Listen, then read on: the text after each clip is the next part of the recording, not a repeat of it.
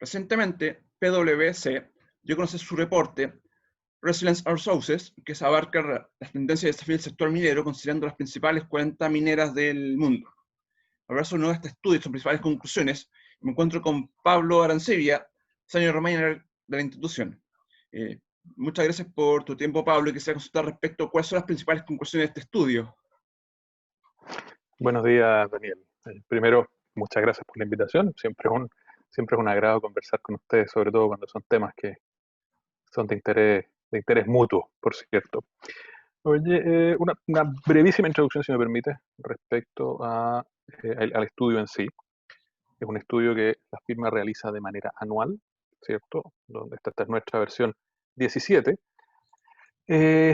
donde se reúne un equipo de redacción y un equipo de colaboración, un equipo editorial, si le podemos decir, de todos los países tradicionalmente mineros y de todas las oficinas PwC en cada uno de esos países. Por lo tanto, un esfuerzo bastante importante que hacemos una vez al año. Y por primera vez, este año lo hicimos de manera remota. Siempre se hace de forma presencial, que se junta todo el equipo en alguna locación.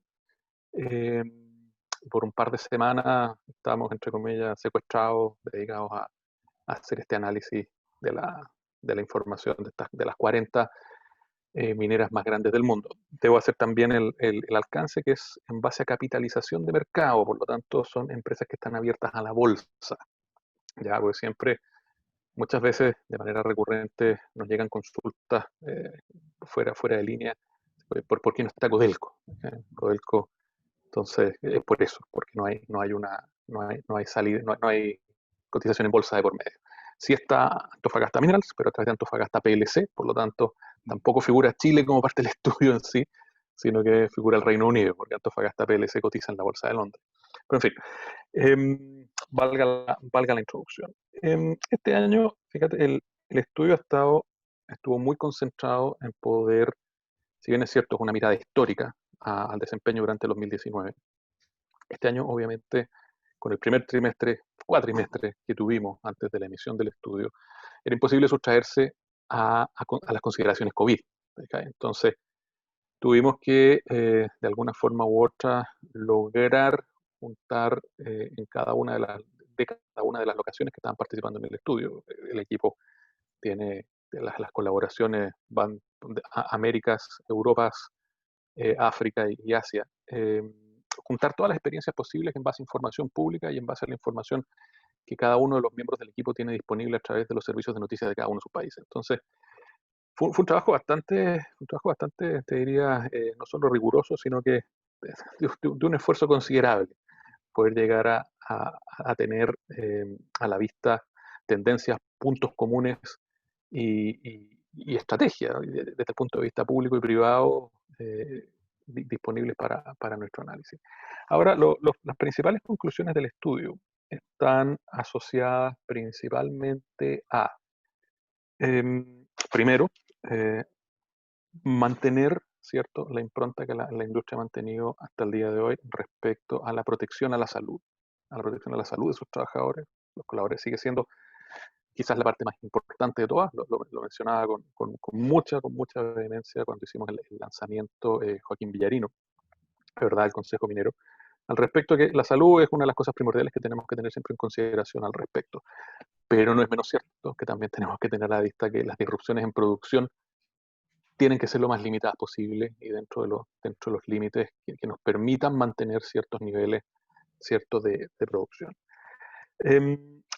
Mantener todo lo que ha sido la colaboración de la minería, de todas estas empresas, y del mundo minero en general, con todas las agencias gubernamentales de cada uno de los países, a nivel de colaboración, a nivel de contribuciones.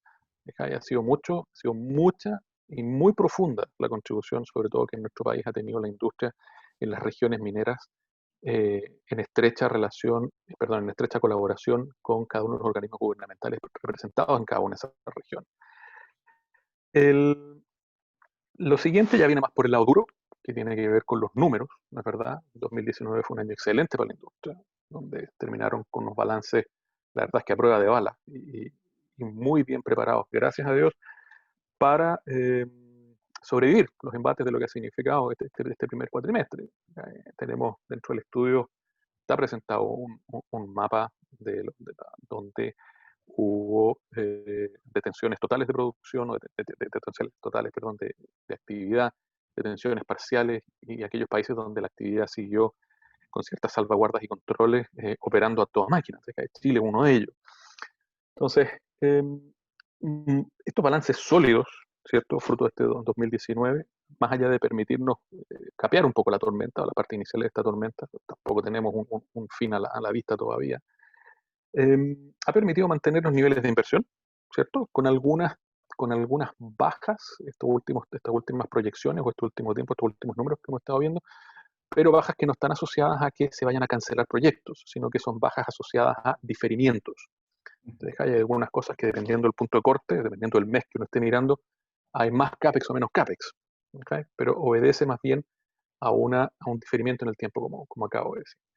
Ahora, en términos de liquidez, a fines del año 19 estamos hablando que las compañías de las top 40 terminaron con cerca de 90.000 millones de dólares en caja, ¿okay?, para poder hacer ya sea reinversiones, más pago de dividendos, que es uno de los puntos fuertes de la industria estos últimos años, o dedicarlo a transacciones. Transacciones lo voy a tocar dentro de un momento. Otra de las conclusiones es que, como ha venido siendo la tónica ya estos últimos años, el foco en la gestión de riesgos sigue siendo tan importante como siempre. Son distintos riesgos, hay riesgos nuevos, hay riesgos distintos, hay riesgos, pero si hay una cosa que la industria sabe hacer estos últimos años, ha sido literalmente resurgir de las cenizas después del superciclo. Tuvimos años muy, muy malos por ahí, entre el 2015 y 2016, que dejaron los números por cualquier parte. Hoy día, gracias a Dios, ya no es así. Pero así todo, el cuidado nunca está de más, y es algo que las compañías siguen teniendo hasta el día de hoy, ya como parte de la cultura. ¿Okay? Después, otra de las conclusiones del estudio está asociado a la nueva normalidad, ¿okay?, que es como suerte el término muy de moda, pero que no deja de ser cierto. Hay este paradigma de normal, ya la verdad es que deja de ser, es completamente distinto, pre y post-COVID. Por lo tanto, hoy día la gestión de las dotaciones es también distinta.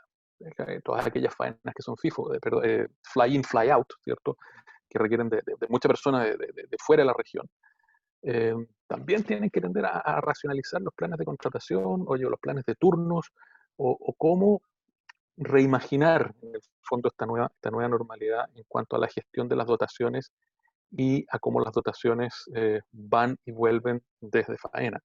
Las restricciones de viaje, las restricciones sanitarias han obligado a las operaciones a trabajar con dotaciones disminuidas, pero así todo han logrado mantener los niveles de producción, los niveles de seguridad, un esquema de contagio, te diría que razonablemente a raya, aunque, dicho sea de paso, estos últimos días han estado ya trayendo noticias respecto a cómo este esquema de contagios ha ido en aumento, que era lo esperable, por cierto. Ahora estoy seguro que la industria va a saber controlarlo de la forma que lo ha venido controlando hasta ahora. Em, otra de las cosas que viene con esto de la gestión de dotaciones y la gestión de la operación en estos tiempos implica mucho esfuerzo en cuanto a la automatización.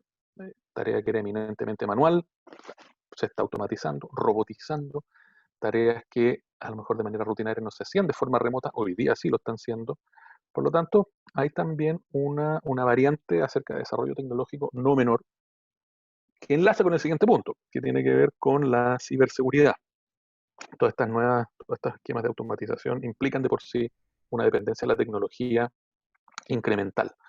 Entonces, hoy día, una de las cosas que no cuestiona, pero que sí levanta el estudio, es decir, oye, en base a la entrevista que la firma hace a todos los CEOs de forma anual en compañías mineras, se percibe de forma decreciente la percepción de la ciberseguridad como algo fundamental, como algo de preocupación extrema. ¿Okay? Entonces, para nosotros es preocupante detectar esta tendencia en cuanto a la tecnología nos está haciendo menos penetrante, todo lo contrario. ¿Okay? Entonces, mientras más dependiente de tecnología, mientras más dependiente ¿cómo se llama?, de procesos no humanos, la verdad es que la vulnerabilidad tiende a ser también mayor. Entonces, ahora, eso tiene un par de interpretaciones, que no solamente por una suerte de, oye, el foco está desviado a mantener la producción, dada la condición actual del mundo, sino también hay una segunda variante que es cierto que no estamos tecnologizando más, es cierto que no estamos automatizando más, pero lo estamos haciendo de manera robusta, de manera segura. No estamos hablando de tecnología hace 10 años atrás, estamos hablando de tecnología hoy día, que hace 10 años atrás ni siquiera éramos capaces de imaginar. Por lo tanto, hay una combinación de ambas. Y por último, el estudio recoge conclusiones acerca de la mirada sobre medio ambiente, seguridad y gobernanza, ¿okay? En el fondo ESG, por las siglas en inglés, donde la responsabilidad, si bien es cierto, la responsabilidad, la transparencia y el deber de informar viene en aumento año tras año. Hoy día es los reportes de sustentabilidad, responsabilidad social, de beneficio a la comunidad, de aportes y demás, son otra cosa, lo que eran hace tan cercano como 10 años atrás. Hoy día el nivel de detalle, el nivel de, el nivel de trazabilidad que tiene esa información es tremendo en comparación a lo que era 10 años atrás. Y por cierto, hoy día hay muchos más ojos mirando entre medio. Hay muchos stakeholders de todas las compañías que tienen el ojo en este ESG de manera diaria. Por lo tanto, exigen transparencia, no solo los stakeholders, los accionistas, como otro grupo destacado entre los grupos de interés, exigen transparencia, exigen responsabilidad, el accountability, como es el término en inglés, de las compañías, de sus equipos gerenciales y de todos aquellos que tengan que ver con la operación minera. Espero no haberme extendido demasiado, pero básicamente esas son la extensión de las conclusiones que recoge el estudio de este año. Precisamente usted destacaba mucho que esta pandemia ha sido como ha acelerado la transformación tecnológica del sector minero. En que usted dice, por ejemplo, si las compañías están preparadas para estas nuevas tecnologías, como usted menciona el tema de ciberseguridad, nuevos modelos de trabajo, que ahora es mucho más teletrabajo, asistencia remota.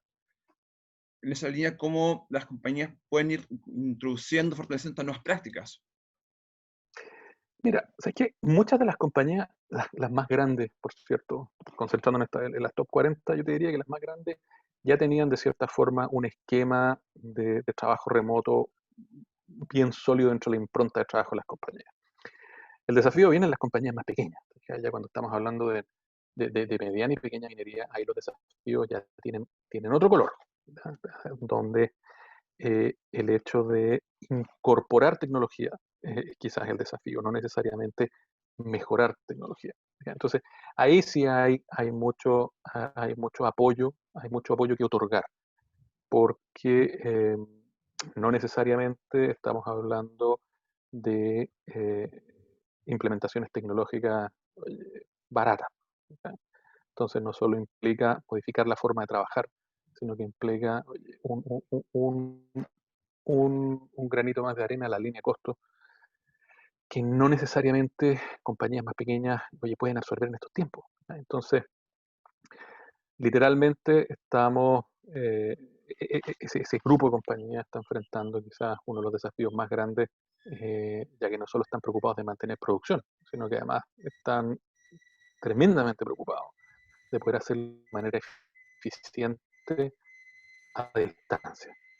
Entonces, es parte de la problemática de hoy día, sí, pero a nivel de industria, por los grandes volúmenes, grandes números, puede que esté bien, ¿cómo se llama?, enfrentada y haya esfuerzos en el lugar, pero no podemos dejar de conocer que hay un grupo de mineros que va a necesitar un poco más de tiempo y un poco más de ayuda al respecto. ¿Es posible un poco discernir el corto plazo cómo es el sector minero, considerando que, aunque la crisis está pasando en sectores como China, se está registrando un segundo rebrote? ¿Es posible un poco visualizar cómo se viene el nuestro minero? Todavía estar muy atento a lo que está pasando de semana a semana. Literalmente es día a día. Hoy día muchas proyecciones y muchas verdades que antes eran sólidas como roca, hoy día se han visto cuestionadas y algunas derribadas.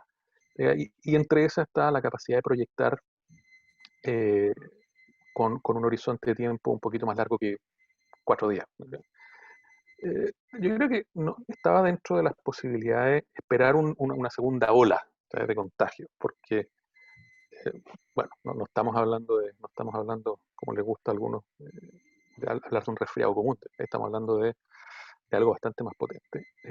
Y esta segunda ola ha venido a confirmar que la preparación nunca es suficiente.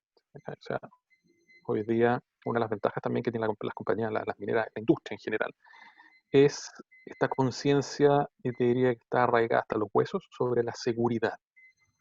Esto está tomado desde un punto de vista como una amenaza más, desde un punto de vista de seguridad. Y al mismo tiempo abre las puertas para todas las oportunidades asociadas a poder lograr solventarlas de la mejor manera. Ahora, al corto plazo, yo te diría que esta la segunda ola, o el nombre que queramos ponerle, pone a la luz dos grandes riesgos que las compañías no pueden dejar de mirar, independiente del buen desempeño que hemos venido teniendo desde inicios de año hasta ahora, manteniendo la enfermedad a raya, los contagios a raya, sin sacrificar producción. Pero no podemos dejar de desconocer que esta evolución que puede tener la enfermedad y por lo tanto los efectos que van a tener, pueden afectar, ya quizás yo diría, nosotros percibimos dos grandes riesgos asociados. Una es alguna interrupción que pueda haber por el lado de cadena de abastecimiento de equipos, repuestos, partes que vengan desde países asiáticos. Eso podría sufrir demoras, podría sufrir, hasta cancelación. Entonces, ahí hay un riesgo que, si bien es cierto, es inherente, hoy día se ve incrementado dada la situación. Y por otro lado, que también lo mencionamos hace un par de minutos atrás, ya lo estamos viendo, es el riesgo inherente a trabajar con personas, al hecho de mover dotaciones, no solamente la vida en campamento, sino que trayectos.